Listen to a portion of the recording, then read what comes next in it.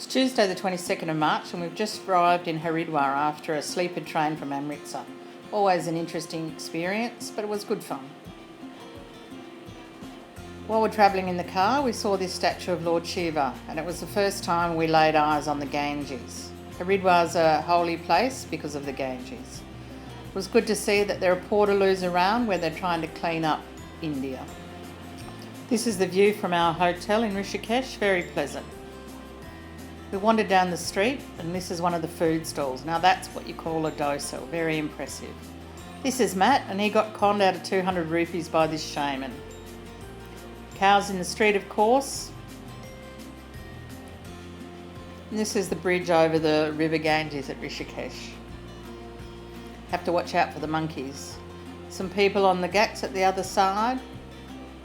And here they are drying the sheets and the towels for one of the hotels. The German bakery was very popular with the Westerners. An interesting wall art opposite the German bakery. Little food stall. Very busy on the bridge over the river. And there was a monkey that tried to get our things. Views down the Ganges. And then back up the Ganges. It's very clean here. Not like it's supposed to be in Varanasi, but I'll let you know later on. Snacks by the roadside. These dresses were to fit about 2-year-olds, very blingy, from Rajasthan. Fresh strawberries. And these guys are carrying bricks on their head. Some local ducks, not quite sure what they are. And this was interesting, finding this on one of the buildings. They seem to be into wall art. And they have these bottles with limes on top all over the place. Sleeping, Indians sleeping. And this was a naughty langur who tried to steal popcorn from one of us. This cow made a beeline for me. It really liked me. It came over and let me rub it under its neck and just wouldn't leave me alone. I had cow appeal that day. Here we are down on the Ganges. It was flowing very fast. It's about 200 metres wide. They have these chains to hold on to as they lower themselves in so they don't get lost. We went to evening prayers. It was quite a moving ceremony. Lots of people. The sun setting on Mother Ganga. Lots of singing. And then we went to a restaurant for tea. This is the thali that I had.